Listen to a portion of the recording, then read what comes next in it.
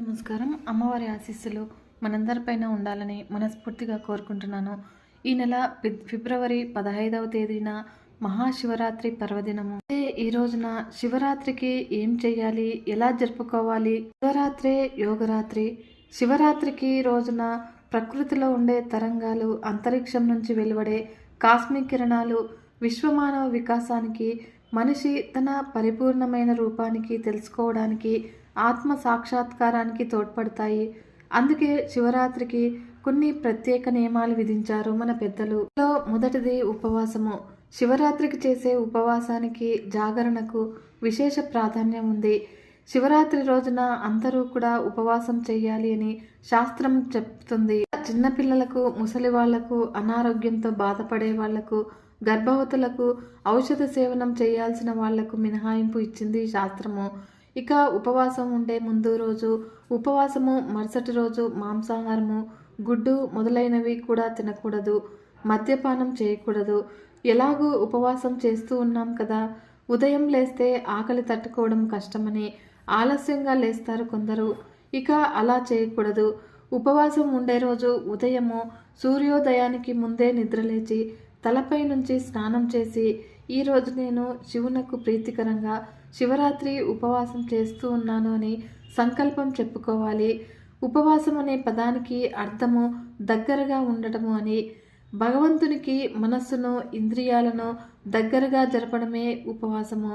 ఇక ఆరోగ్యపరంగా చూసినప్పుడు ఉపవాసము శరీరంలో ఉన్న విష పదార్థాలను తొలగించడంతో పాటు శరీరంలో ప్రాణశక్తిని, ఇంద్రియ నిగ్రహాన్ని పెంచుతుంది. మరి నీళ్లు కూడా తాగకుండా ఉపవసించమని ఎవరూ కూడా చెప్పలేదు. అలా చేయకూడదు కూడాను. ఎందుకంటే శరీరాన్ని కష్టపెడుతూ భగవంతుని వైపు మనస్సును తిప్పకడము చాలా కష్టము. రెండవది జీవనాధార, జీవారాధన. అట్లాగే మీరు ఉపవాసం ఉంటున్నప్పుడు ఎంత బియ్యము, ఇతర ఆహార పదార్థాలు మిగులుతాయో వాటిని ఆకలితో ఉన్న పేదలకు పంచాలి. అష్టమూర్తి తత్వంలో శివుడు లోకంలో జీవుల రూపంలో సంచరిస్తూ ఉంటారు. అన్నార్థుల ఆకలిని తీర్చడం కూడా ఈశ్వర సేవయే అవుతుంది. అందుకే స్వామి వివేకానంద జీవారాధనే శివారాధన అని అన్నారు. ఉపవాస నియమాలు కూడా అవే చెప్తాయి. ఇక శివరాత్రి రోజు ప్రకృతిలో ఉన్న శివశక్తిని శరీరం గ్రహించాలి అంటే వెన్నును నిటారుగా పెట్టి కూర్చోవాలి.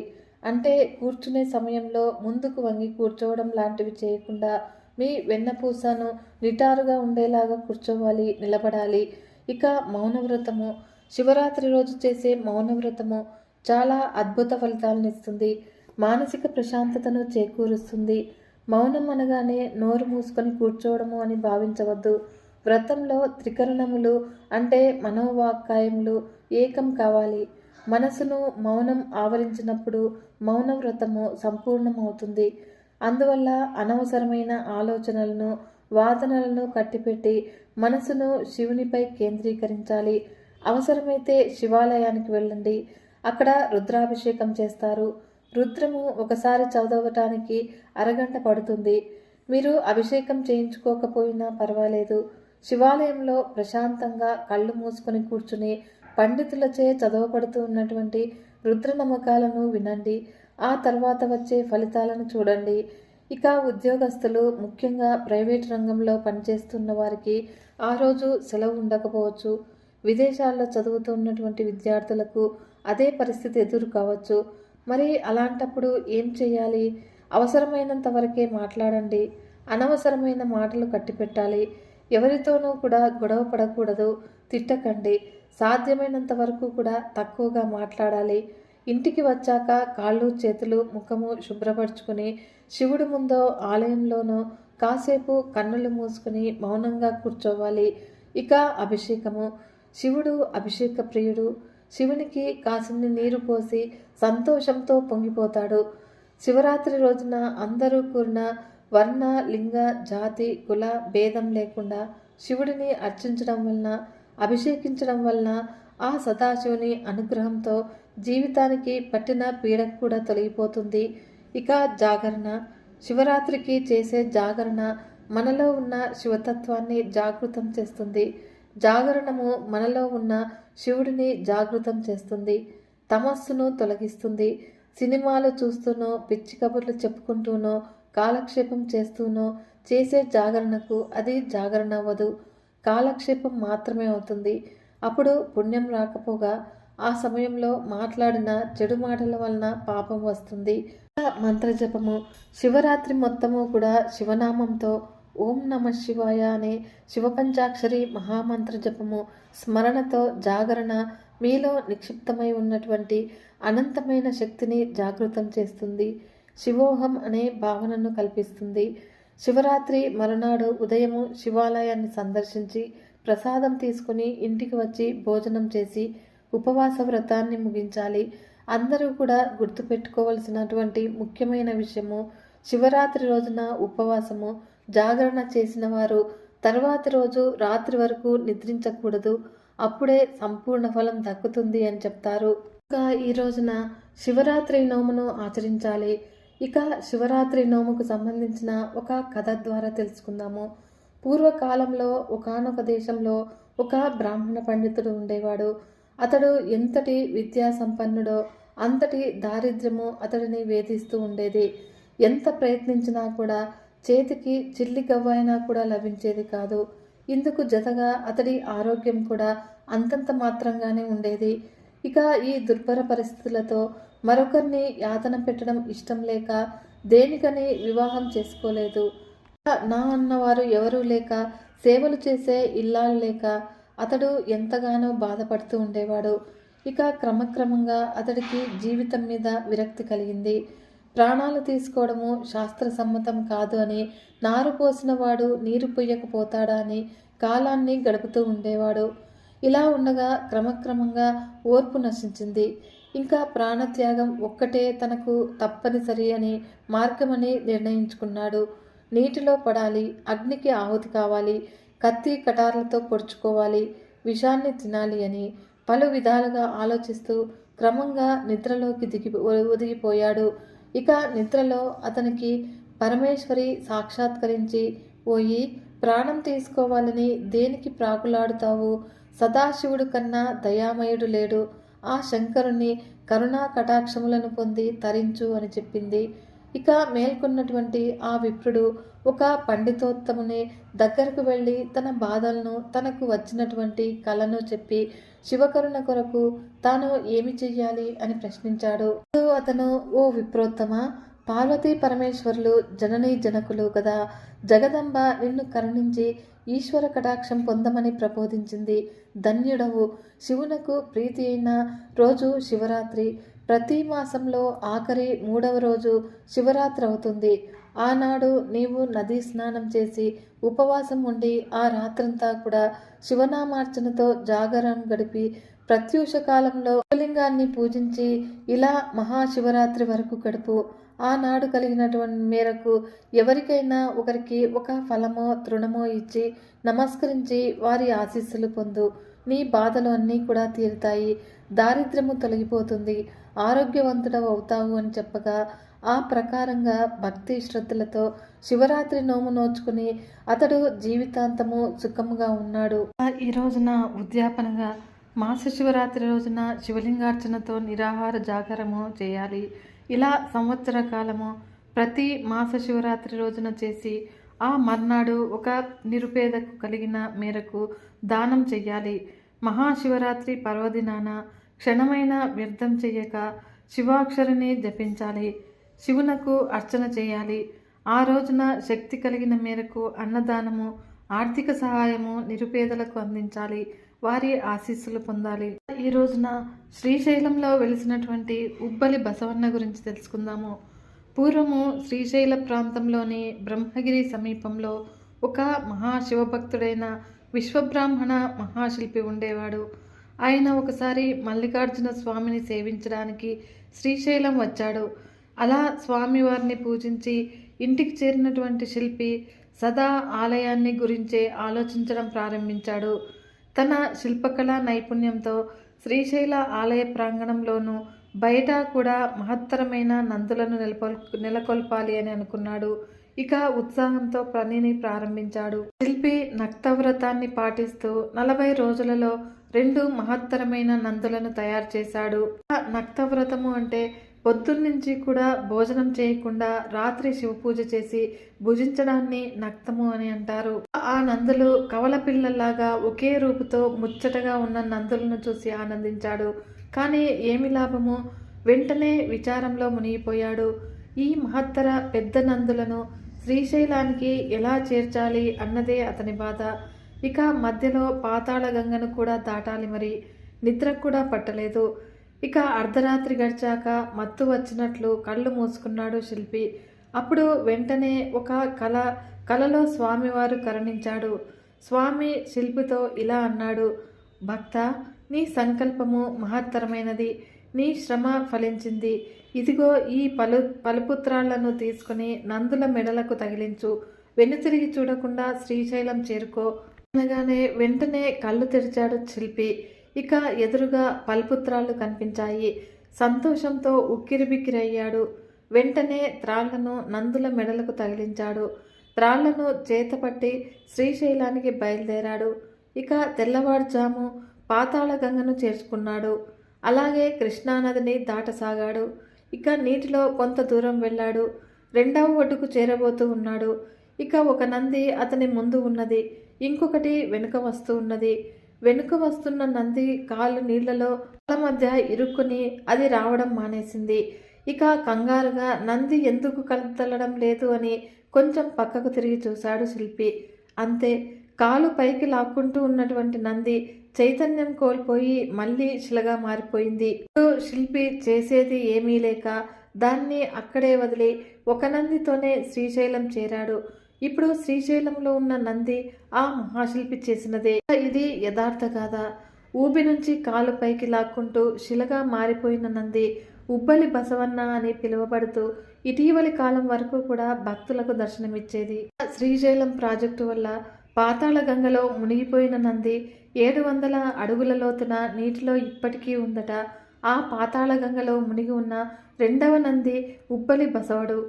ఈ మహాశివరాత్రి రోజున ద్వాదశ జ్యోతిర్లింగ ఆదుర్భావ చరిత్రను సూత మహర్షి శౌనకాది మహర్షులతో ఇలా అంటున్నాడు: ఓ తపోధనులారా, ద్వాదశ జ్యోతిర్లింగములు ఆవిర్భవించిన చరిత్రను, వాటి మహత్యాన్ని చెబుతూ ఉన్నాను వినండి అని. పూర్వము దక్ష ప్రజాపతి తన అశ్విన్యాది 27 కన్యలను చంద్రునికిచ్చి వివాహం చేశాడు. చంద్రుడు రోహిణియందు మిక్కిలి అనురాగం కలవాడై ఉండి తక్కిన భార్యలను నిర్లక్ష్యం చేయగా వారు తండ్రితో భర్త విషయంలో తమ అసంతృప్తిని గూర్చి మొరపెట్టుకున్నారు. ఇక దక్షుడు అల్లుడైన చంద్రుని వద్దకు వచ్చి భార్యలందరి యందు కూడా సమభావాన్ని కలిగి ఉండమని కొన్ని హితోక్తులు చెప్పాడు. కానీ ప్రారబ్ధము బలీయమైన కారణంగా చంద్రుడు ఆయన మాటలను లెక్క చేయలేదు. పలుమార్లు చెప్పినా కూడా నిర్లక్ష్యం చేసిన చంద్రుని క్షయవ్యాధి పీడితవుడు కమ్ము అని శపించాడు దక్షుడు. ఇక మరుక్షణంలో చంద్రుడు క్షయరోగి అయ్యాడు. చంద్రుడు క్షీణించగానే దేవతలు, ఋషులు, మనుష్యాదుగా లోకాల ప్రాణికోటి తల్లడిల్లిపోయాయి. తనువునిచ్చిన తండ్రి, తనయునిచ్చిన మామ, ఈ ఇద్దరూ కూడా సమానంగా గౌరవింపతగినవారు. అలాంటి మామగారి మాటను ధిక్కరించినందుకు తగిన ప్రాయశ్చితం జరిగింది అని చంద్రుడు కూడా బహిరంగానే కుమిలిపోసాగాడు. ఇక తొందరపడి శపించినందుకు దక్షుడు కూడా దుఃఖించసాగాడు. అందరూ కలిసి వెళ్ళి పితామహునితో జరిగిన దానిని చెప్పి మీది కర్తవ్యాన్ని ఉపదేశించమని వలసిందిగా కోరగా ఆయన చంద్రునితో కూడి మీరందరూ కూడా ప్రభాస క్షేత్రానికి వెళ్ళి అక్కడ శివలింగాన్ని స్థాపించి మృత్యుంజయ మంత్రాన్ని జపిస్తూ వేదోక్తంగా శివుని ఆరాధించండి. ఆయన అనుగ్రహంతో మీ అభీష్టాలన్నీ కూడా సఫలమవుతాయి అని చెప్పి పంపించాడు. వారు అలాగే చేశారు. వారి పూజకు ప్రసన్నుడైన శంకరుడు ప్రత్యక్షమై, ఓ దేవతలారా, మీ మనోగతం నాకు తెలుసు. దక్షుని శాపం తప్పదు. తపోధనులైన వారి వాక్కు తిరుగులేనిది.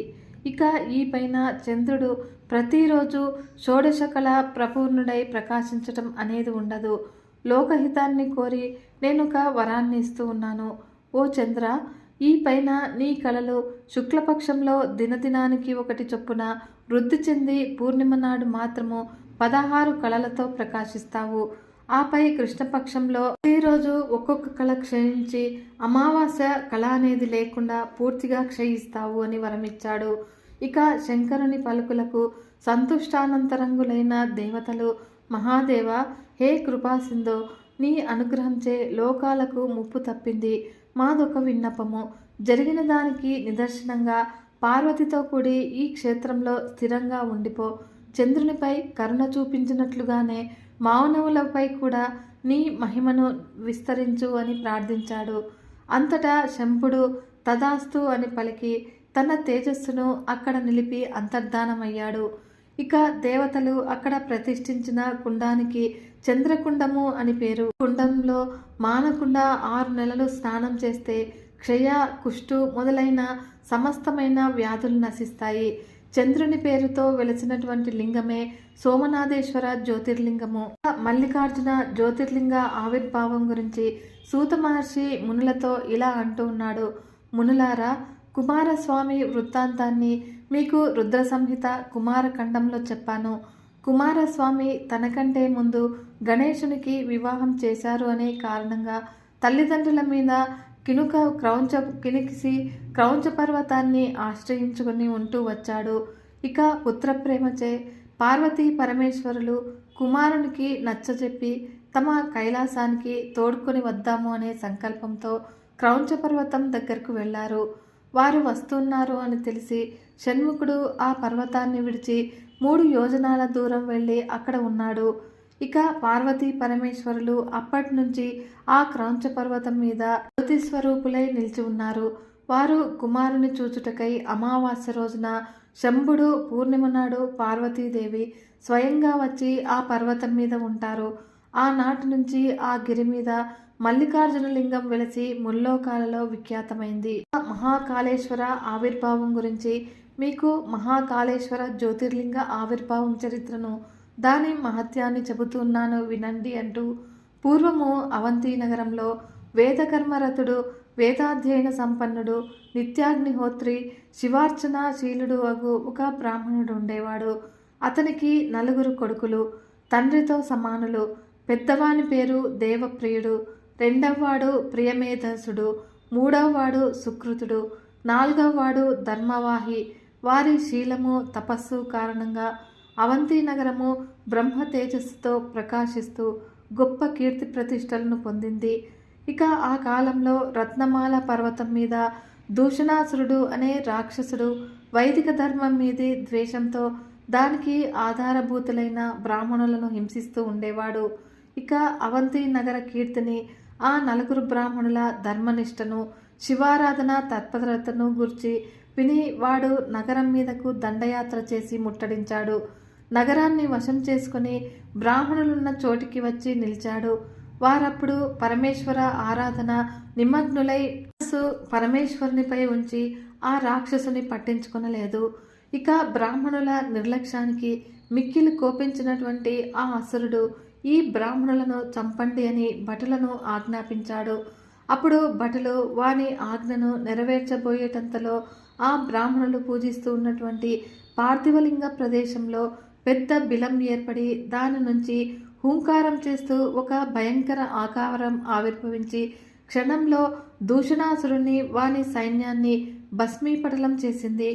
ఇక ఆ ఆకారాన్ని బ్రాహ్మణులు రుద్రుని మహాకాల స్వరూపంగా గుర్తించి అనేక విధాల స్తుతించి ఆ బిలమునందే స్థిరంగా ఉండమని ప్రార్థించాడు. అప్పుడు శంకరుడు తదాస్తు అని పలికి అంతర్ధానమయ్యాడు. ఆ లింగం యొక్క ఆధారపీఠము 4 దిక్కుల క్రోసు వరకు విస్తరించి ఉంది. ఇది మహాకాళేశ్వరుల జ్యోతిర్లింగము. ఆవిర్భావ చరిత్ర. మునులారా, ఈ మహాకాళేశ్వరుని అర్చించి ఉజ్జయిని నగర పాలకుడైన చంద్రసేన మహారాజు ఉత్తమ గతిని పొందాడు. ఆయన పరిపాలనలోనే ఒక గొల్లపిల్లవాడు బాల్యంలోనే తీవ్ర శివభక్తియుతుడై మనసులోనే మహాకాలుని ధ్యానించి శివానుగ్రహమును పొందాడు. బాలునికి హనుమంతుడు సాక్షాత్కరించి, వత్స, నీ వంశంలో ఇప్పటికీ 8వ తరంలో నందుడు అనేవాడు జన్మించి కీర్తిశాలి అవుతాడు. నారాయణుడు స్వయంగా శ్రీకృష్ణుడను పేరుతో జన్మించి వానికి పుత్రుడవుతాడు. ఈనాటి నుంచి నీవు శ్రీకరుడు అనే పేరుతో ఖ్యాతిని పొందగలవు అని వరమిచ్చాడు. ఇది పుణ్యగాథ. ఓంకారేశ్వర ఆవిర్భావ గాథ. త్రిలోక సంచారైన నారదుడు సంచారంలో భాగంగా పుణ్యక్షేత్ర తీర్థ సంసేవనం చేస్తూ పశ్చిమ సముద్ర తీరమందున్న గోకర్ణేశ్వరుని సేవించి నర్మదలో అవగాహనం చేసి పర్వతరాజమైన వింధ్యను దర్శించాడు. అతిథి అభాగ్యత సేవా తత్పరుడైన వింధ్యరాజు ఆకాశ వీధినంతటి తన స్థావరం రూపం అలా ఉండగానే జంగమ రూపాన్ని ధరించి భయభక్తులతో ఎదురేగి నమస్కరించి నారదుని ఉచితాసీనుని చేసి గర్వంతో ఇలా అన్నాడు: ఓ నారద మహర్షి, గతి తప్పకుండా పరాభారాన్ని వహించే నా పర్వత కులంలో నేను ధన్యుణ్ణి, కృతార్థుడను, భాగ్యవంతుడను. నా అంతటి వాడు లేడు. నా యందు సర్వము కూడా ఉంది. ఏ కాలంలోనూ నాకు ఏ లోపము లేదు. ఇలా గర్వోక్తుడిలాగా ఏమంటారు అన్నట్లుగా నారదుని ముఖంలోనికి చూశాడు. దానికి కలహాసనుడైన నారదుడు ఇలా అన్నాడు: ఓ పర్వత శ్రేష్ఠ, నేను గతంలో మేరువును సందర్శించినప్పుడు అతను కూడా నీలాగా మాట్లాడాడు. మా బోటి తీర్థయాత్ర పరాయణులకు మీ బోటి పెద్దల పట్టుదలతోనూ పంతాలతోనూ స్పర్శతోనూ పనేమిటి? అడిగినప్పుడు తెలిసి చెప్పకపోతే అది దోషమే. మీ ఇద్దరు అంతరంగముల యందు ఎలాంటి భావాన్ని కలిగి ఉన్నారో ఆ విషయము తారతమ్య వివక్షత నేను చెయ్యలేను. కానీ లోకం మాత్రము మేరువును దేవతా స్వరూపంగా భావిస్తోంది. అతడు నీకంటే ఎత్తైనవాడు. ఇలా పలికి వెళ్ళిపోయాడు నారదుడు. అప్పుడు వెంటనే వింధ్యపర్వత ప్రధాన తత్వాన్ని, దేవతా స్థానాన్ని కోరి ఓంకారేశ్వర స్థానానికి వెళ్ళి పార్థివలింగాన్ని స్థాపించి శంకరుని గూర్చి తపస్సును ప్రారంభించింది. అప్పుడు శంకరుడు ప్రత్యక్షం కాగా నా కార్యాన్ని సాధించగల శక్తియుక్తులను, బుద్ధిని, బలాన్ని, సామర్థ్యాన్ని ఇయ్యవలసింది అని ప్రార్థించగా అప్పుడు శంకరుడు నీ ఇచ్ఛను అనుసరించి అలాగే నడుచుకో అని వరమిచ్చాడు. అదే సమయంలో హరి, బ్రహ్మేంద్రాది దేవతలు వచ్చి శంకరుని పూజించి అక్కడనే స్థిరంగా ఉండమని ప్రార్థించాడు. ఇక భక్తపరాధీనుడైన శంభుడు లోకహితాన్ని కోరి 2 రూపాల్లో నిలిచాడు. ఒకటి ప్రణవ స్వరూపమైన ఓంకారేశ్వర లింగము, రెండవది పార్థివమూర్తి నుంచి పుట్టిన పరమేశ్వర లింగము. ఇది ఓంకారేశ్వర జ్యోతిర్లింగ ఆవిర్భావ గాథ. కేదారేశ్వర జ్యోతిర్లింగ ఆవిర్భావ గాథ గురించి తొలుత నరనారాయణులు బదరికాశ్రమంలో పార్థివలింగాన్ని స్థాపించి శంకరుని గూర్చి అనేక కష్టనష్టాల కోర్చి తీవ్రమైన తపస్సును బహుకాలం చేయగా ఆయన ప్రత్యక్షమై వారి కోరికపై తుషార సంచలనమైన కేదారమందు కేదారేశ్వర నామంతో జ్యోతిర్లింగ రూపంలో స్థిరంగా ఉండిపోయాడు. బహుమహిమాన్వితమైన క్షేత్రం అది. సకల దేవతా సమూహము ఆయనను నిత్యము కూడా సేవిస్తూ ఉంటారు. ఆయనను సేవించిన మానవులకు ఏ దుఃఖము కూడా ఉండదు. పాండవులు ఆయన దర్శనానికి వెళ్ళినప్పుడు శివుడు వారి భక్తిని పరీక్షింపగోరి మహిష రూపంలో ప్రత్యక్షమై పారిపోతూ ఉంటే వారు ఆయన తోకను పట్టుకొని పలుమార్లు ప్రార్థించారు. అప్పుడు ఆయన శిరోభాగము నేపాల్లో ఆ రూపంలోనే స్థిరపడింది. పాండవులు ఆయనను పూజించి ముందుకు సాగారు. కేదారంలో శివుని దర్శించి ఆయన రూపంలో ఉన్నటువంటి కంకణాన్ని దానం చేసిన భక్తుడు శివునకు మిక్కిలి ప్రీతిపాత్రుడవుతాడు. ఆయన సర్వేశ్వరుడే అయిన భరతఖండానికి విశేషించి ప్రభువు. భరతఖండము ఆయన రూపంలో అంటే లింగ రూపంలో ఉంటుంది. ఇది పవిత్ర గాథ. భీమేశ్వర జ్యోతిర్లింగ ఆవిర్భావ గాథ. మునులారా, లోకహితార్థము శంకరుడు కామరూప ప్రాంతంలో భీమశంకరుడై స్థిరంగా నిలిచిన వృత్తాంతాన్ని చెబుతూ ఉన్నాను, వినండి అని. పూర్వము ఈ సహ్యపర్వత ప్రాంతంలో భీముడు అనే రాక్షసుడు ఉండేవాడు. వాని తల్లి పేరు కర్కటి, ఆమె భర్త విరాధుడు. విరాధుని శ్రీరామచంద్రుడు సంహరించగా కర్కటి తన తల్లిదండ్రులైన పుష్కసి కర్కటుల వద్దనే ఉంటూ వచ్చింది. ఒక రోజున కుంభకర్ణుడు అరణ్య సంచారం చేస్తూ ఈ ప్రాంతానికి వచ్చి కర్కటితో స్నేహం చేసి కొంతకాలం ఉన్నాడు. ఫలితంగా ఆమె గర్భాన్ని ధరించి భీముని కన్నది. కుంభకర్ణుడు వారిద్దరినీ విడిచి లంకకు వెళ్ళిపోయాడు. ఇక కర్కటి తల్లిదండ్రులను అగస్త్య శిష్యుడైన పరీక్షుడు అనే ఋషి భస్మం చేశాడు. ఈ పరిస్థితులలో కర్కటి కొడుకుతో కూడి రోజులు వెళ్ళబుచ్చుకుంటూ ఉండగా ఒక రోజున భీమాసురుడు తల్లిని, అమ్మ, నా తండ్రి ఎవరు, ఎక్కడ ఉన్నాడు, నా జన్మ వృత్తాంతం చెప్పవలసింది అని అడిగాడు. అప్పుడు ఆమె అంతా కూడా వివరంగా చెప్పింది. నోట రావణ కుంభకర్ణులు శ్రీరాముని చేతిలో హతులైనారు అని విన్నటువంటి భీముడు అందరూ రాక్షసుల వల్లనే విష్ణు మీద ద్వేషాన్ని పూని పగను సాధింపనించి బ్రహ్మను గూర్చి 10,000 సంవత్సరాలు తపస్సు చేసి వరాలను పొంది దేవతలను, ఋషులను, సాధువులను, సజ్జనులను బాధించడం మొదలుపెట్టాడు. గొప్ప శివభక్తుడైన కామరూప దేశాధిపతిని జయించి అతని రాజ్యాన్ని హస్తగతం చేసుకుని అతని భార్య అయిన దక్షిణాదేవిని కారాగారంలో బంధించాడు. ఇక వారు చేసేది ఏమీ లేక కారాగారంలోనే మట్టితో లింగాన్ని చేసి ప్రాణప్రతిష్ఠ జరిపి మానసిక పూజలు మొదలుపెట్టారు. ఇంద్రాది దేవతలు కూడా విధి మాధవులను ముందుంచుకుని శంకరుని వద్దకేగి భీమాసురుని సంహరించి లోకాలను రక్షించమని వేడుకున్నారు. అప్పుడు శంకరుడు వారికి అభయాన్నిచ్చి పంపించి తన భక్తులైన కామరూప దేశ రాజదంపతులను రక్షించడం కొరకు అక్కడ ప్రత్యక్షమయ్యాడు. ఇక ఇంతలో తనను మట్టు పెట్టడానికి కామరూప రాజు ఏదో తాంత్రిక ప్రక్రియ నడుపుతున్నాడు అని విని భీమాసురుడు ఆయనను సంహరించడానికి అక్కడికి వచ్చి ముందుగా పార్థివలింగాన్ని కత్తితో నరకటానికి సిద్ధపడేసరికి శంకరుడు ప్రత్యక్షమై భీమాసురుని వాని సైన్యాన్ని తన క్రోధాగ్ని జ్వాలలచే దహించాడు. వనమంతా కూడా రాక్షసుల భస్మరాశులచే నిండిపోయింది.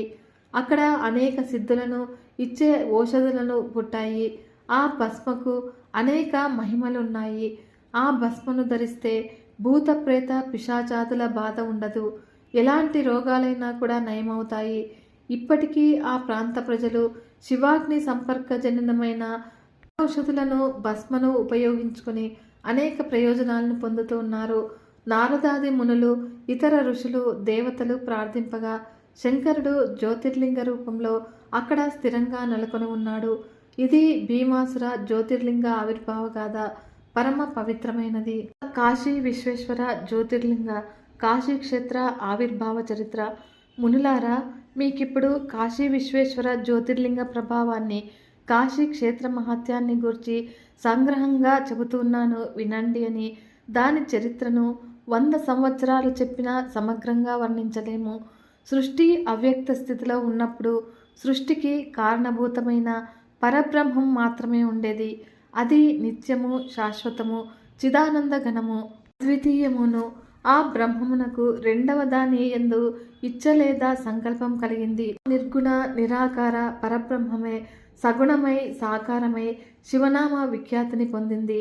ఆ సగుణ రూపమైన శివం స్త్రీ పురుష భేదంచే 2 రూపాలను పొందినప్పుడు పురుష రూపానికి శివుడు అని, స్త్రీ రూపానికి శక్తి అని ఖ్యాతి కలిగింది. చిదానంద స్వరూపులు ఇంద్రియాతీతులు అగు శివశక్తుల నుంచి వారి మాయా ప్రభావంచే ప్రకృతి పురుషులు ఉద్భవించారు. ఇక్కడ మాయ అంటే అది వారికంటే వేరైనదేమీ కాదు. అది వారి జగన్నిర్మాణ సామర్థ్య రూపమైన శక్తి. పంచ జ్ఞానేంద్రియాలచే మనం ఏ ప్రపంచ జ్ఞానాన్ని పొందుతూ ఉన్నామో అదంతా కూడా ప్రకృతి. దానికి ఆధారభూతంగా నిలిచిన చైతన్యమే పురుషుడు. ప్రకృతి పురుషులకు నిర్గుణ పరబ్రహ్మం నుంచి తపస్సు చేసి ఆ పైన సర్వశ్రేష్టమైన సృష్టిని చేయండి అని సందేశము వినివచ్చింది. అప్పుడు ప్రకృతి పురుషులు విస్మతులై, ఓ ప్రభు, తపస్సు చేయటానికి తగిన స్థలం లేదు. తపస్సు అంటే ఏమిటి? దాన్ని ఎలా చేయాలి? ఎక్కడ కూర్చొని చేయాలి అని ప్రశ్నించారు.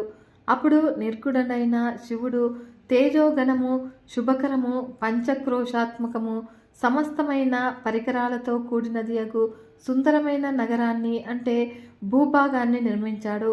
అంతరిక్షంలో దాన్ని చూసిన పురుషుడు శ్రీమన్నారాయణుడు దానిని అధిష్ఠించి శివుని ధ్యానిస్తూ చిరకాలం తపస్సు చేశాడు. ఆయన శ్రమ నుంచి అంతులేని దివ్య జలము ఆవిర్భవించి ఆ శూన్యమంతా కూడా ఆ జలంచే నిండిపోయింది. ఇతరమునైంది ఏమీ కూడా లేదు. అప్పుడు నారాయణుడు అద్భుతమగ్నుడయ్యాడు. ఇంతలో శివప్రభువు చెవి నుంచి జారి ఒక మణి నారాయణుని ఎదురుగా ఆ భూభాగం మీద పడింది. ఆ మణి పడిన ప్రదేశమే మణికర్ణిక అను మహామహిమాన్వితమైన తీర్థమైంది. మణి అంటే దివ్యమైన రత్నము అంటే శిల అని మాత్రమే కాకుండా దివ్యమైన ఓషధి అనే అర్థాన్ని కూడా కొందరు చెబుతారు. దివ్య జలాల్లో పంచక్రోశ విస్తీర్ణమైన భూభాగం కొట్టుకుపోకుండా నిర్గుణుడైన శివపరమాత్మ దానిని తన త్రిశూలం మీద ఎత్తి నిలబెట్టాడు. అప్పుడు పురుష శబ్ద వాచ్యుడైన శ్రీమన్నారాయణుడు తన భార్య అయిన ప్రకృతి అంటే లక్ష్మితో కూడి ఆ దివ్య జలాల మీద నిద్రించాడు. నిద్ర అంటే శంకరుని ధ్యానించాడు. ఆ ధ్యానంలో శంకరుని శాసనంచే ఆయన నాభి కమలం నుంచి బ్రహ్మ పుట్టాడు. ఆయన శివుని ఆజ్ఞను పొంది చతుర్దశ భువనాత్మకమైన ఈ సృష్టిని నిర్మించాడు. శివపరమాత్మ తన త్రిశూలం మీద ఎత్తి నిలబెట్టిన పంచక్రోశ విస్తీర్ణమైన భూభాగాన్ని అంటే కాశీనగరాన్ని బ్రహ్మాండంలోని మనుష్యలోకంలో విడిచిపెట్టి బ్రహ్మ విష్ణువులనుద్దేశించి ఇలా అన్నాడు. ఈ కాశీలోకంలో శుభాలనిచ్చేది, కర్మబంధాలను నశింపచేసేది, మోక్ష సాధనమైన జ్ఞానాన్ని ప్రకాశింపచేసేదిను. ఇది నాకు మిక్కిలి ప్రియమైనది. ఓ విష్ణు, నీవు ఈ దివ్యక్షేత్రాన్ని ఎప్పటికీ కూడా విడిచిపెట్టవద్దు. ఇలా చెప్పి తను స్వయంగా అవిముక్త లింగాన్ని స్థాపించాడు. ప్రళయకాలంలో కూడా కాశీనగరము నశించదు.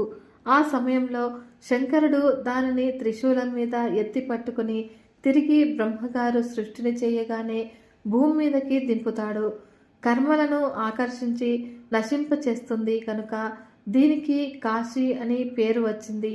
మునులారా, ఇతర క్షేత్రాలలో సారూప్యముక్తి అంటే భగవానునితో సమానమైన రూపాన్ని కలిగి ఉండటం మాత్రమే లభిస్తుంది.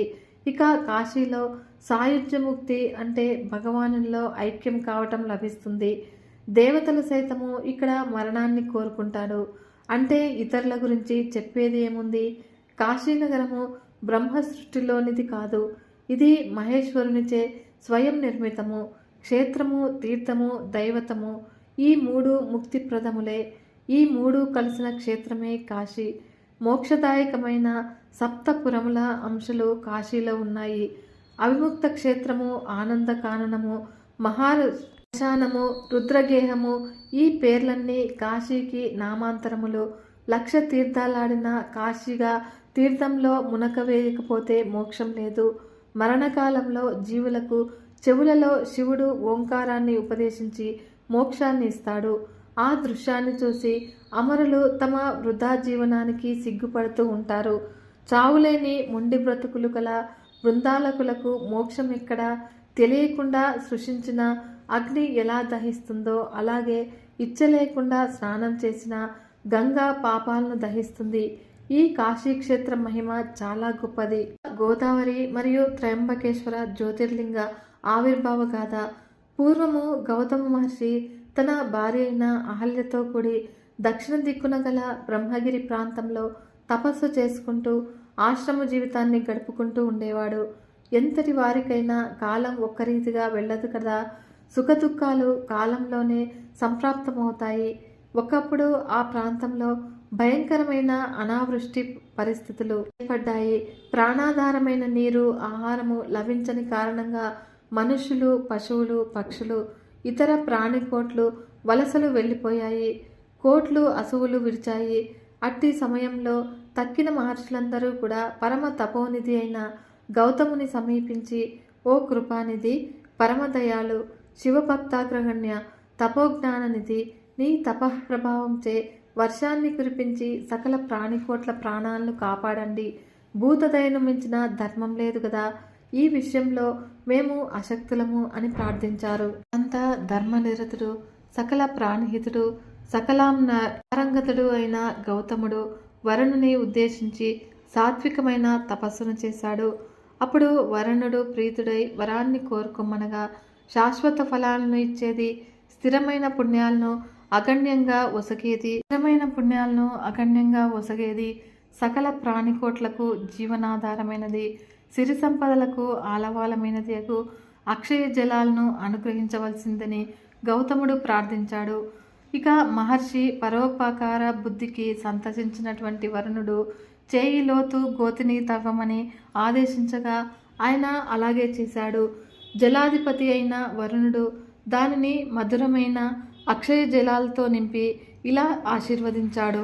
మహర్షి, ఈ జలాలు అక్షయమగుటయే కాక ఇది గొప్ప తీర్థమై నీ పేరుతో ప్రసిద్ధిని పొందుతుంది. ఇక్కడ చేసిన తపస్సు, హోమము, దేవయజ్ఞము, పితృతర్పణము, శ్రాద్ధ కర్మలు, దానాదులు ఇవన్నీ కూడా అక్షయ పుణ్యలోకాలను మానవులకు ప్రసాదిస్తాయి. ఇలా పలికి అంతర్ధానమయ్యాడు వరుణుడు. లోకంలో పరోపకారాన్ని మించిన ధర్మం లేదు కదా. ఉత్తములు ఎప్పుడూ కూడా వారికి కలిగిన కష్టాన్ని సహించి ఇతరుల దుఃఖాన్ని పోగొట్టడానికే ప్రయత్నిస్తారు. చెట్లు, చందనము, చెరకు, బంగారం ఇవి పరోపకారం కొరకే పుట్టాయి. స్వభావుడు, అహంకారం లేనివాడు, పరోపకారి, జితేంద్రియుడు ఈ నలుగురు పుణ్యమూర్తులు ఈ భూమండలాన్ని నిలచెట్టే స్తంభాల వంటి వారు. ఆ అక్షయ జలాలతో ఆ ప్రాంతమంతా కూడా సస్యశ్యామలమైంది. కరువు అనేది లేకుండా మాయమైంది. అనేక మంది మునులు తమ తమ భార్యా బిడ్డలతో పశు సంపదతో అక్కడికి వచ్చి స్థిర నివాసం ఏర్పరచుకున్నారు. శ్రవణ సుఖాన్ని ఇచ్చే పక్షిగణాల కిలకిలా రావాలతో ఆ వనమంతా కూడా శోభాన్వితమైంది. పాడి పంటలతో, సిరి సంపదలతో తులతూగింది. గౌతముని ప్రభావంతో ఆ ప్రాంతమంతా కూడా ఆనందం వెల్లివిరిసింది. క్రమంగా గౌతమ మహర్షి ఆశ్రమంతా కూడా 4 వైపులా విస్తరించింది. అనేక మంది శిష్యులు వచ్చి చేరారు. అది ఒక పెద్ద గురుకులమైంది. ఆయన పేరు ప్రఖ్యాతులు శరత్కాల కౌముది వలె వ్యాపించాయి. మునులారా, ఇలా ఉండగా ఆ వనంలోని ఇతర మునులకు, మునిపత్నులకు అహల్య గౌతముల యందు ఈర్ష, అసూయలు పొటమర్చాయి. ఎంతటి వారైనా అరిషడ్వర్గాలను జయించలేరు. ఈర్ష, అసూయలను అణుచుకోలేరు. వారందరూ కూడా అహల్య గౌతములను అక్కడి నుంచి పంపించి వేయాలి అనే విషయంలో ఏకాభిప్రాయానికి వచ్చారు. వారు తమ తపశక్తిచే బక్క చిక్కిన ఒక మాయా గోవును సృష్టించి గౌతముని ఆశ్రమంలోనికి తోలారు. ఇక ఆ ఆవు గౌతముని పంట పొలంలో పడి మేస్తూ ఉండగా గౌతముడు చూసి ఎండుగడ్డి పరకతో దాన్ని అదిలించాడు. ఇక గడ్డిపోచ తగలగానే ఆ మాయా గోవు మరణించింది. వెంటనే అదే అదనుగా మునులు, మునిపత్నులు అహల్య గౌతములను చుట్టుముట్టి, ఓ గౌతమ, నువ్వు గోహత్య చేశావు. అంతకంటే మహాపాతకము మరొకటి లేదు. నీ ముఖం కూడా చూడరాదు. నీ ముఖదర్శనం మాత్రం చేతనే మాకు పాపాలు అంటుకుంటాయి. నువ్వు ఇక్కడ ఉంటే మా కర్మకాండ అంతా కూడా వ్యర్థమే. అవి ఫలాలను ఇయ్యవు. ఇంద్రాది దేవతలు మా హవిస్సులను స్వీకరిస్తారు అనేది ఈ పైన కల్లా. కనుక నీవు నీ కుటుంబంతో శిష్యులతో కూడి కాశీనగరానికి వెళ్ళిపో. అక్కడ నిత్యుడు, శాశ్వతుడు అయిన విశ్వేశ్వరుడు ఉన్నాడు. కల్మషహారిణి అయిన గంగ ఉంది. శాశ్వతంగా అక్కడ ఉండిపో అని నిందించారు. ఇంకా అనేక నిందావాక్యాలను పలికి దూషించారు. మునుల కపట్యాన్ని గ్రహించలేని గౌతముడు భార్యతో కూడి కాశీ నగరాన్ని చేరుకున్నాడు. అలా చేరుకుని తీవ్రమైన తపశ్చర్యకు ఉపక్రమించాడు. అప్పుడు శివుడు ప్రత్యక్షమై గౌతమ మునికి బ్రహ్మగిరిని చేరుకొని అక్కడే తపస్సును కొనసాగించమని చెప్పాడు. అప్పుడు గౌతముడు కాశీ నగరాన్ని విడిచి కొద్ది రోజులు పయనించి భార్యతో కూడి బ్రహ్మగిరికి వచ్చి చేరాడు. అలా వచ్చి ఆ పర్వతానికి 101 సార్లు ప్రదక్షిణం చేసి గౌతమి తీర్థం చెంత కూర్చుని మట్టితో పార్థివలింగాన్ని నిర్మించి ప్రతిష్ఠ చేసి యథావిధిగా అర్చించడం మొదలుపెట్టాడు. ఆయన భార్య, శిష్యులు కూడా ఆయనకు తోడుగా నిలిచారు. ఆయన సద్బుద్ధికి మెచ్చిన శంకరుడు పార్వతితో ప్రమదగణాలతో కూడి ప్రత్యక్షమై ఇలా అన్నాడు: ఓ గౌతమముని, పరోపకార పరాయణుడవైన నీవు ధన్యుడవు, కృతార్థుడవు, సర్వకాలములలోనూ రహితుడవు. మీ దంపతుల నామస్మరణ మాత్రం చేతనే మానవులు పాప విముక్తులవుతారు. అట్టి చోటు పాపమెక్కడిది? నీ తపశక్తిని చూసి సహించలేని కొందరు కృతజ్ఞులు ఈ నీచపు పనికి సిద్ధపడి మాయాగోవును సృష్టించి అభిచార క్రియచే దానిని వారే చంపి ఆ హత్యా నేరాన్ని నీ మీద మోపి నిన్ను బహిష్కరించారు. ఏ దురాత్ములైతే నీకు ఆపదను కలిగించారో వారే పాపాత్ములు, దురాచారులు, కృతజ్ఞులు అవుతారు. గోహత్య మహాపాతకం వారినే చుట్టుకుంటుంది. వారికి ఎక్కడైనా నిష్కృతి లేదు. ఈ పాపకార్యానికి ఒడిగట్టిన వారు 5గురు. మిగిలిన వారు వారి మాయలో పడ్డాడు. నీకు ఏం వరం కావాలో కోరుకో అనగానే గోహత్య పాపంతో కుమిలిపోతున్నటువంటి గౌతముడు అందరు మునులు వింటూ ఉండగా మహాదేవుడు పలికిన ప్రేమ దయార్ద్ర వచనాలను సంతసించి ఇలా ప్రార్థించారు. ఓ మహేశ్వర, ఆ 5 మునులు నాకు మహోపకారం చేశారు. వారు అలా చేసి ఉండకపోతే నీ దర్శనం లభించి ఉండేది కాదు కదా. నాకింత మహద్భాగ్యాన్ని కలిగించిన వారు ధన్యులు. నీ శిరస్సు మీది గంగను ఇక్కడ విడిచి లోకోపకారం చెయ్యి. నేను ఇంతకంటే కోరేది ఏమీ కూడా లేదు అనగానే భక్తవత్సలుడైన గంగాధరుడు సంతోషించి తన జటాజుటమునందలి గంగను అక్కడ విడిచి దానికి పుష్కర ప్రభావాన్ని కల్పించాడు. దేవతలు మరియు అక్కడి శివభక్తులైన మునుల కోరికచే తాను అక్కడ త్రయంబకేశ్వర నామంతో జ్యోతిర్లింగ స్వరూపంగా ఉండిపోయాడు. ముని ఇంకా ఇలా ఆశీర్వదించాడు. ఓ మహర్షి, ఇకపై ఈ పైన ఈ జలాలు అక్షయంగా ప్రవహిస్తాయి. ఇది గొప్ప తీర్థమవుతుంది. ఈ దివ్యవాహిని నీ పేరుతో గౌతమి నదిగా దక్షిణ భారత ఖండంలో ప్రసిద్ధి వహించి ప్రజలచే నిత్యము పూజింపబడుతుంది. ఇది దక్షిణ గంగగా వాసికెక్కుతుంది. దీని మహిమ వర్ణనాతీతము. దీనిని ఆశ్రయించిన మనుజులకు ఈ గంగ సకల సంపదలను ఇస్తుంది. ఇలా ఆశీర్వదించి అంతర్హితుడయ్యాడు మహేశ్వరుడు. సూత మహర్షి శౌనకాది మహర్షులతో ఇలా అంటూ ఉన్నాడు. ఓ ఋషులారా, గౌతముడు స్వయంగా ప్రార్థించగా ఆ గంగ బ్రహ్మగిరి నుంచి ఉమ్మర వృక్షము కొమ్మ నుంచి ఆవిర్భవించి కిందికి దిగి ప్రవహించింది. గౌతముడు, శిష్యులు, ఇతర మహర్షులు అందులో ఆనందంతో మునకలు వేశారు. ఆయనతో విరోధాన్ని పూనినటువంటి మునులు రాగానే గంగా అదృశ్యమైంది. అప్పుడు గౌతముడు చేతులు జోడించి గంగా స్తోత్రాన్ని పఠించి వారిని క్షమించి కరుణతో దర్శనమియ్యమని ప్రార్థించాడు. అప్పుడు ఆకాశవాణి ఇలా పలికింది. ఓ మునులారా వినండి.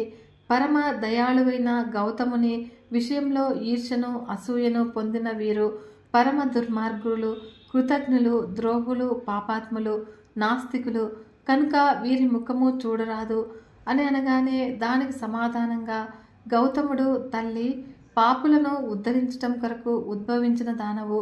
రాగద్వేషాదులతో నీకు పనిలేదు. ఆగ్రహించకు, వారిని క్షమించు. ఎవడైతే అపకారం చేసిన వానికి ఉపకారం చేస్తాడో వాని వలన ఈ లోకంలో నేను పవిత్రుడవుతానని భగవానుడు సెలవీయలేదా? అందరూ కూడా ముక్తికి అర్హులే కదా. బిడ్డల అజ్ఞాన విలసితమైన చేష్టలను తల్లి క్షమించకపోతే లోకంలో ఇతరులు ఎవరు క్షమిస్తారు అని ఆత్మజ్ఞానపూర్వకమైన బుద్ధితో ప్రార్థించాడు. అప్పుడు ఆమె ముని సద్బుద్ధికి ప్రశంసించి పాపాత్ములైన మునులకు ప్రాయశ్చితాన్ని విధించి వారికి గౌతముని అదుపు ఆజ్ఞల్లో ఉండమని ఆజ్ఞాపించి అంతరితురాలైంది. వారు అలాగే ప్రాయశ్చిత కర్మను నెరవేర్చి గౌతముని క్షమించమని వేడుకున్నారు. అలా ముని గంగా ద్వారానికి క్రింది భాగంలో పునరావర్తము అనే గోతిని తీసి గంగాదేవిని అందులో స్థిరంగా ఉండవలసింది అని ప్రార్థించగా ఆ అమ్మ అందులో ప్రవేశించింది. మునులారా, ఈ సందర్భంలో గౌతమ మహర్షి శివద్వేషులైన ఆ మునులను శపించినట్లుగా కూడా నేను పెద్దల ద్వారా విని ఉన్నాను. కల్పభేదాన్ని అనుసరించి అది కూడా నిజమే. గౌతముడు వారిని ఎలా శపించాడు? ఓ మునులారా, దుర్మార్గులైన మీరు శివభక్తుడనైన నాకు మోసబుద్ధితో మాయను పన్ని విశేష దుఃఖాన్ని కలిగించారు. మీరు సర్వదా ఈశ్వర స్వరూపమైన వేదమునందు శ్రద్ధ లేని వారు అగుదురుగాక. ఈనాటి నుంచి మీకు వేద విహితమైన సత్కర్మల యందు విశేషించి మోక్షమునిచ్చే శైవ మార్గమునందు శ్రద్ధ కలుగుకుంటుగాక. ఈనాటి నుంచి మీకు మోక్ష మార్గ విరుద్ధమైన వేదబాహ్యమైన చెడు మార్గమునందు నిత్యము శ్రద్ధ కలుగుగాక. ఈనాటి నుంచి మీ లలాటములు మట్టి పూసినవి అగుగాక. ఓ బ్రాహ్మణులారా, మట్టిని పూసిన లలాటము గల మీరు నరకములో పడెదరుగాక. మీరు శివుడు మాత్రమే పరదేవతగా కలవారు కాకుందురుగాక. మీరు అద్వితీయుడగు శివుని ఇతర దేవతలతో సమానమైనవాడు అని భావించదురుగాక. మీకు శివపూజ మొదలగు కర్మలయందు శివపరాయణులగు భక్తులయందు మరియు శివ సంబంధమైన శుభదినములయందు ఎలా ఎట్టివారికైనను ప్రీతి కలగకుండుగాక. ఓ బ్రాహ్మణులారా, మీ పుత్రపౌత్రాది సంతానము శివభక్తి లేని వారు అగుదురుగాక. మీరు మీ సంతానంతో కూడి నిశ్చయముగా నరకమునకు పొందెదరుగాక. మీరు అందరూ కూడా దుఃఖముచే మరియు దారిద్ర్యముచే పీడింపబడువారు, మోసగాళ్ళు, ఇతరులను నిందించువారు, కాల్చిన ముద్రల చిహ్నములను శరీరంపై ధరించువారు అగు చండాలురు అగుతురుగాక. పరమ పవిత్రుడైన గౌతముని తనపై మోస బుద్ధితో గోహత్య నేరాన్ని మోపిన దుష్టులను చూసి ఇలా శపించి అహల్యతో కూడి తన ఆశ్రమంలో శివారాధన తత్పరుడై జీవించాడు. ఇక ఆ మునులు గౌతమ శాపానికి దుఃఖించి శైవధర్మ బహిష్కృతులై కాంచీ నగరంలో నివాసాన్ని ఏర్పాటు చేసుకుని జీవించడం మొదలుపెట్టారు. ఇక వారి సంతానం కూడా వారి వల్లనే శివధర్మం నుంచి బహిష్కరించబడ్డారు. గోదావరి పుట్టుక, త్రయంబకేశ్వర ఆవిర్భావ గాథ ఈ రెండూ కూడా పరమ పవిత్రమైనవి. వైద్యనాథేశ్వర జ్యోతిర్లింగ ఆవిర్భావము. పూర్వము రాక్షస శ్రేష్ఠుడు, గర్విష్ఠి, అభిమాన ఉద్దనుడు అయినటువంటి రావణుడు హిమవత్ పర్వతం మీద ఉన్న కైలాసగిరి ప్రాంతానికి చేరి శివుని గూర్చి భయంకరమైన రాజస తపస్సును చేశాడు. అయినా కూడా శంకరుడు ప్రసన్నం కాలేదు. ఇక మరింత పట్టుదలతో సిద్ధిస్థానము అనే పేరుగల హిమవత్ పర్వత దక్షిణ భాగాన్ని చేరుకుని అక్కడ పెద్ద గోతిని తీసి దాని యందు అగ్నిని స్థాపించి దాని సమీపంలో శివుని ప్రతిష్ఠించి హోమాలను చేస్తూ వచ్చాడు. వేసవి కాలంలో పంచాగ్ని మధ్యమందు, వానాకాలంలో నీళ్ళ మీద మరియు శీతాకాలంలో పీకలోతు నీళ్లలోనూ మునిగి ఘోరమైన తపస్సును చేశాడు. అయినా కూడా శంకరుడు ప్రసన్నం కాలేదు. కార్యాన్ని సాధింపనించి కఠోరము సాహసోపేతమైన నిర్ణయాన్ని తీసుకున్నాడు రావణుడు. వరుసగా ఒక్కొక్క తలను నరికి శంకరుని స్తుతిస్తూ హోమగుండంలో హవిస్సుగా సమర్పిస్తూ అర్చించడం మొదలుపెట్టాడు. అలా 9 తలలను నరికి సమర్పించి 10వ తలను ఖండించుకోబోయేసరికి శంకరుడు ప్రత్యక్షమై నీ వాంఛితాన్ని నెరవేరుస్తాను, కోరుకోమని పలకగా శంకరుడు సైతము నిత్యము కూడా పూజించే ఆత్మలింగాన్ని కోరుకున్నాడు. శంకరుడు సంకట స్థితిలో పడ్డాడు. కానీ తామసులకు తపశ్శక్తులు వారి నాశనానికే దారితీస్తాయని స్మరించి సరే అని పలికి ఇలా అన్నాడు. ఓ రావణ, ఈ లింగాన్ని నీవు లంకకు చేరి ప్రతిష్ఠించే పర్యంతము నేల మీద పెట్టవద్దు. నేలపై పెడితే అది అక్కడే స్థిరంగా ఉండిపోతుంది. దాన్ని కదపటము ఎవరి వల్ల కూడా కాదు. మంచి పనులకు విఘ్నాలు అనేకం కదా. అంత రావణుడు 20 చేతులు గల నాకు అదేమంత దుర్ఘటమైన విషయం కాదు. నేను తాకించకుండా లింగాన్ని లంకకు చేరుస్తాను అని ఆత్మవిశ్వాసంతో పలికి లంకకు పయనమయ్యాడు. ఇక మార్గమధ్యంలో మూత్ర విసర్జన ఆవశ్యకమైంది. రావణునికి తెలియకుండా అతని వెంటపడ్డాడు వినాయకుడు. తనను పూజించకుండా కార్యాన్ని ప్రారంభించినటువంటి రావణుని ప్రయత్నానికి విఘ్నం కలిగించాలి అని ఎదురు చూస్తూ ఉన్నాడు. ఇక రావణుడు ఒకచోట ఆగి గోవులను కాస్తూ ఉన్నటువంటి గోపాలకుని పిలిచి లింగాన్ని వాని చేత పెట్టి నేలపై పెట్టవద్దు అని హెచ్చరించి అలా దూరంగా వెళ్ళాడు దశగ్రీవుడు. ఇక శంకరుని మహిమచే ఆ లింగము బరువు క్రమంగా అధికం కాగా దాన్ని నేలపై పెట్టి అంతర్హితుడయ్యాడు గోపాలుని వేషంలో ఉన్నటువంటి విఘ్నేశ్వరుడు. ఇక ఆ వజ్రలింగము నేటికి స్థిరంగా అక్కడే ఉండి వైద్యనాథేశ్వరుడు అనే పేరుతో పూజలందుకుంటూ దివ్య మహిమతో విరాజిల్లుతూ ఉన్నది. శంకరుని నుంచి అనేక వరాలను పొందినటువంటి రావణుడు లంకను చేరి ప్రియురాన్లతో కూడి సమస్త ఐశ్వర్యాలను అనుభవిస్తూ ఇష్ట కథ వినోదాలతో ప్రొద్దుపుచ్చుతూ వచ్చాడు. ప్రతి నిత్యము వైద్యనాథేశ్వరుని సేవిస్తూ ఉండేవాడు. ఇలా ఉండగా శంకర వరప్రసాద లబ్ధ బలగర్వితమైన తేజో విరాజమాన బహుపరాక్రమ సంపన్నుడైన దశగ్రీవుని వలన భవిష్యత్తులో కీడును శంకించారు ఇంద్రాది బృందాలకురు. నీలగ్రీవుని చేతనే దశగ్రీవుని శపింపబడిచేసి వాని అణచాలి అనే సంకల్పంతో నారదుని ప్రార్థించగా అతడు వారికి అభయమిచ్చి కదిలాడు. ఇక రావణుని కొలువు కూటమికి చేరాడు. అతిథి సత్కారాలను గైకొని ఇలా అన్నాడు నారదుడు. ఓ దశకంఠ, నువ్వు ఈ మధ్య గతంలో ఎవరూ చేయని సాహసాన్ని చేసి కాలకంఠుని మెప్పించి అనేక వరాలను పొంది అజేయుడవై వచ్చావు అని విన్నాను. ఆ వృత్తాంతాన్ని చెప్పు, చెవులార వింటాను అని అనగానే పూసగుచ్చినట్లుగా అంతా వివరించాడు రావణుడు. నారదుడు తల పంకించి, ఓ రావణ, ఈ త్రిమూర్తులను నమ్మరాదు. దేవతలు ఎలాగూ ఆగర్భ శత్రువులే. విష్ణువు దానవులకు బహిరంగ శత్రువు. రుద్రునకు దేవదానవుల విషయంలో రాగద్వేషాలు లేవు. నిజానికి అతను తటస్థుడు.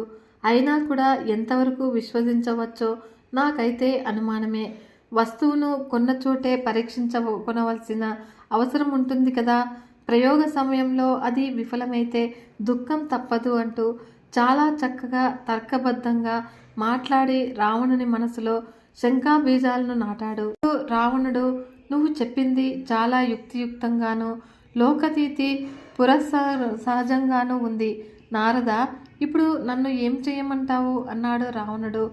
అప్పుడు నారదుడు, ఇందులో చెప్పటానికి ఏముంది? దీనికి 10 తలకాయలను ఉపయోగించనక్కర్లేదు. ఇప్పుడు నీ బాహుబలానికి కదా పరీక్ష. కైలాసానికి వెళ్ళు. నీ 20 చేతులతో దానిని ఒక్కసారి కదిపి చూడు.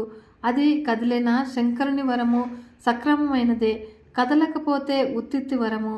మీది కర్తవ్యం, తర్వాత ఆలోచించు. ఇప్పటికీ ఇదే కర్తవ్యము, తర్వాత నీ ఇష్టము అని రావణ పతనానికి హేతుభూతమైన దుర్మంత్రాన్ని బోధించి వెళ్ళాడు నారదుడు. బలహీనుడైన రావణుడు పూర్వఫలాలను ఆలోచించక కైలాసానికి వెళ్ళి సాలవృక్ష ప్రమాణాన్ని మించిన తన 20 బాహువులతో మందరాన్ని వాసుకుతో చుట్టునట్లుగా కైలాసాన్ని బంధించి కదపసాగాడు. ఇక కైలాసము ఉయ్యాలలోకింది. సర్వమంగళ భయకంపితమయ్యే గంగాధరుని లింగనంతో బంధించింది. సర్వజ్ఞుడైన శంకరుడు విషయాన్ని గ్రహించి రావణుని ఉద్దేశించి, ఓ దుర్బుద్ధి, నీ బాహుల దర్పాన్ని అణిచేవాడు త్వరలోనే ఆవిర్భవించగలడు అని శపించాడు. ఇక మూర్ఖుడైన దశకంఠుడు శంకరుని శాపాన్ని లెక్క చెయ్యక తన బాహుబలంతో కైలాసాన్ని కదిపాలి అనే దృఢమైన నిశ్చయాన్ని పొంది విజయోత్సాహంతో లంకను చేరుకొని ముల్లోకాలను జయించాడు. ఈ గాథ నీతిదాయకమైనది, ఇహపర సాధకమైనది. నాగేశ్వర జ్యోతిర్లింగ ఆవిర్భావ గాథ. మునులారా, పశ్చిమ సముద్ర తీరంలో ఎటు చూసినా కూడా 16 యోజనములు విస్తీర్ణం గల దారుకావనము అనే పేరు గల ఒక వనము వననందన వనాన్ని మించిన శోభతో అలరారుతూ ఉండేది. ఆ వనంలో పార్వతీ భక్తులైన దారుక అనే రాక్షసి దారుకుడు అనే తన భర్తతోనూ ఇతర పరిజనంతోనూ మరికొంతమంది రాక్షసులతోనూ కలిసి ఉండేది. ఆ రాక్షస దంపతులు నరులను హింసిస్తూ సర్వులకు భయాన్ని కల్పిస్తూ ఉండేవారు. వారిచే పీడితులైన జనులు అక్కడకు దూరంగా తపస్సు చేసుకుంటూ ఉన్నటువంటి ఔర్వ మహర్షిని దర్శించి శరణు పొందగా ఆయన ఇలా వరమిచ్చాడు. రాక్షసులు ఈ వనంలోని ప్రాణులను హింసించిన, యజ్ఞాలను ధ్వంసం చేసిన తక్షణము వారు మరణిస్తారు. వెంటనే దేవతలు వచ్చి రాక్షసులను తరిమారు. రాక్షసులు ఆ వనాన్ని విడిచి దానికి కొంచెం దూరంగా సముద్రంలో ఉన్న ద్వీపానికి చేరి అక్కడ ఒక నగరాన్ని నిర్మించుకొని అందులో నివసిస్తూ వచ్చారు. అందులో ఉంటూనే ఆ మార్గంలో పయనిస్తూ ఉన్న వ్యాపార నౌకలను పట్టుకొని అందులోని మనుజులను బంధించి వారి వస్తువులను దోచుకొని వారిని హింసిస్తూ ఉండేవారు. ఈ విధంగా ఔరువుని శాపానికి భయపడి వనాన్ని విడిచి ద్వీపాన్ని చేరి ఓడ దొంగతనాలను వృత్తిగా చేసుకుని బ్రతుకుతూ ఉన్నారు రాక్షసులు. ఇలా ఉండగా ఒక రోజున ఒక సుందరమైన పెద్ద నావను పట్టుకున్నారు రాక్షసులు. ఆ నావ సుప్రియుడు అనే గొప్ప శివభక్తునికి చెందినది. అందులో అనేక ధన కనక వస్తు సామాగ్రి పుష్కలంగా ఉంది. వాటితో పాటు సుప్రియుడు అనే వైశ్యుడు పట్టుకొని బంధించారు. సుప్రియుడు కారాగారంలో ఉంటూనే నిత్యము పార్థివలింగ పూజ చేస్తూ ఉండేవాడు.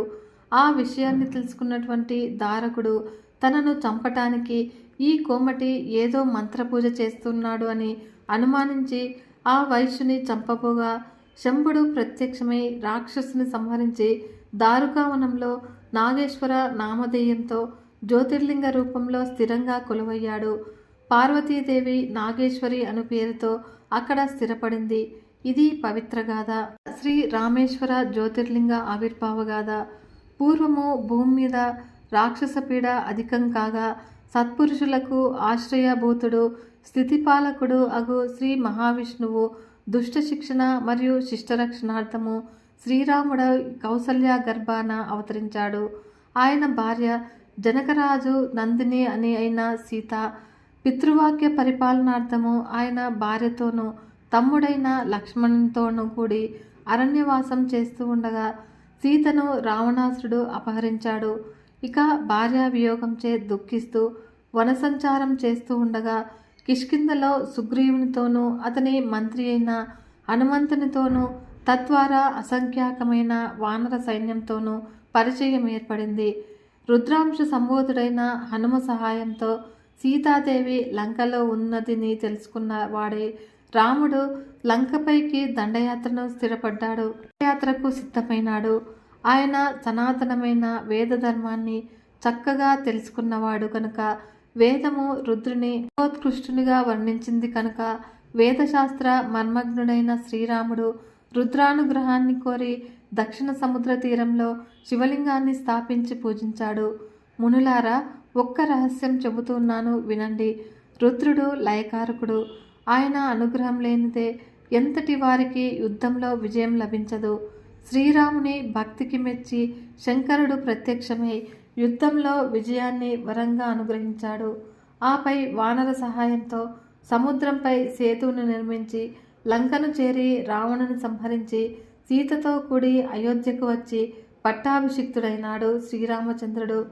ఆనాడు శ్రీరామునిచే ప్రతిష్ఠ కాబడినటువంటి లింగమే రామేశ్వర జ్యోతిర్లింగంగా ముల్లోకాల్లోనూ వాసికెక్కింది. ఈ గాథ పరమ పవిత్రమైనది. గుష్మేశ్వర జ్యోతిర్లింగ ఆవిర్భావ గాథ.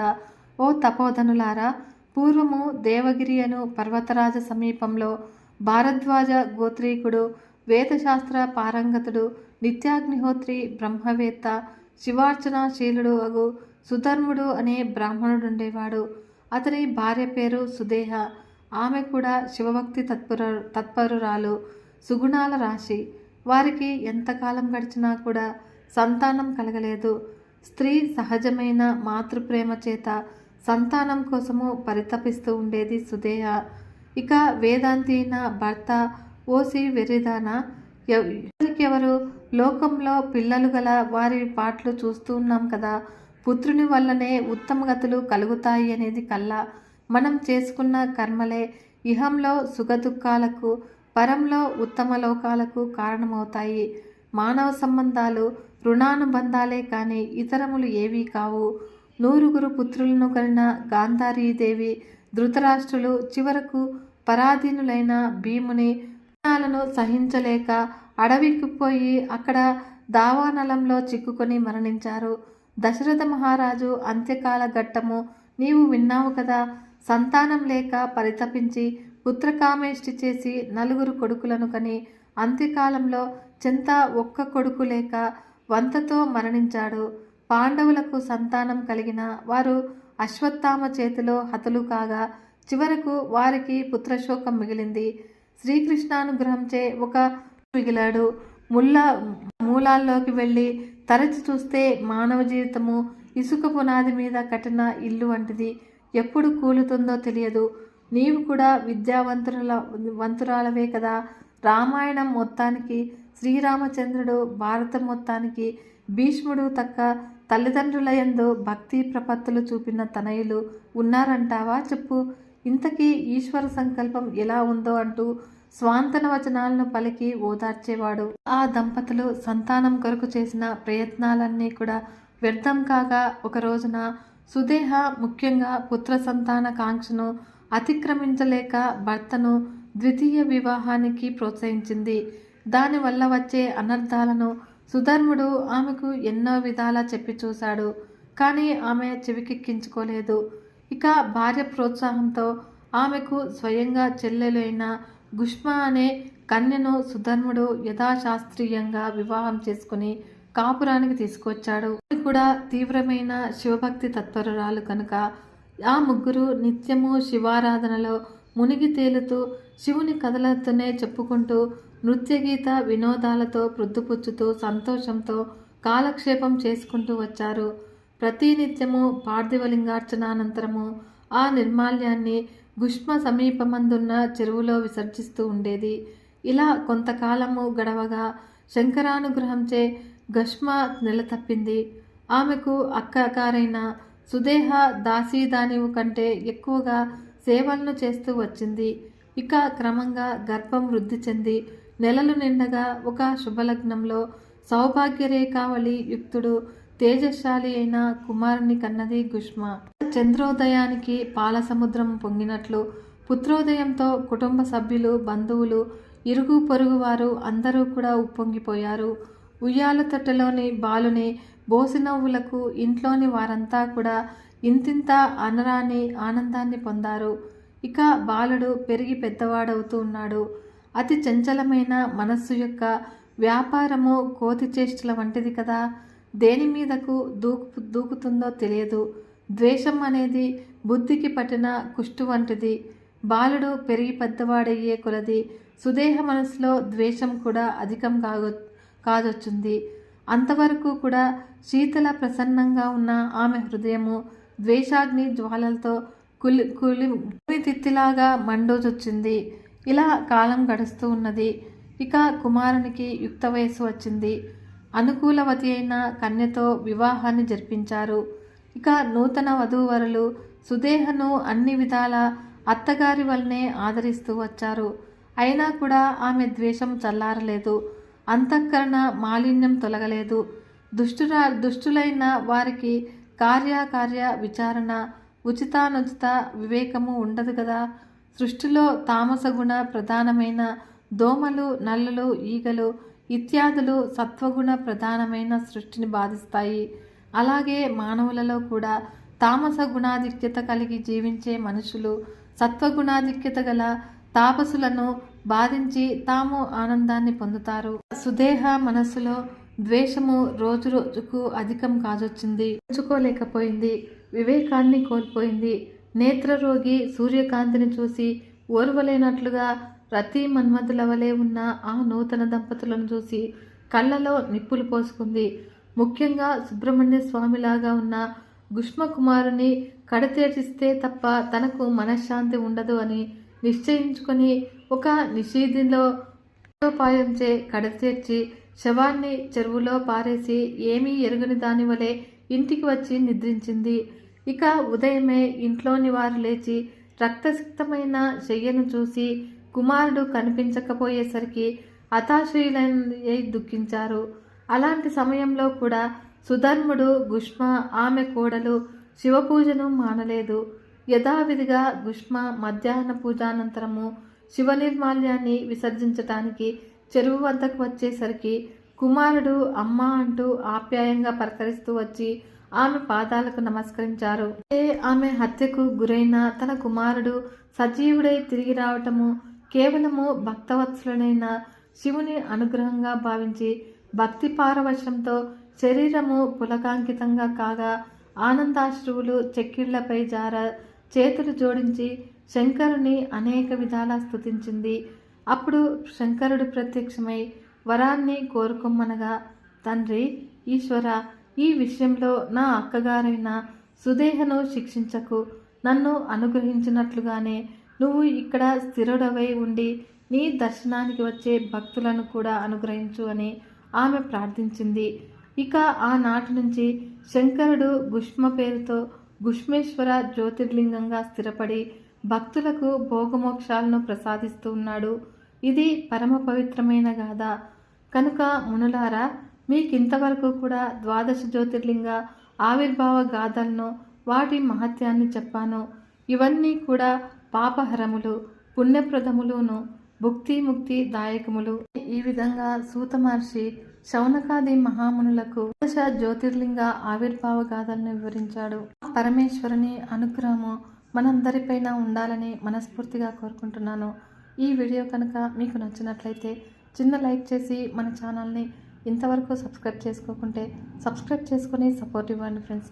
మరొక మంచి వీడియోతో మీ ముందుకు వస్తాను. అంతవరకు సెలవు. నమస్కారం.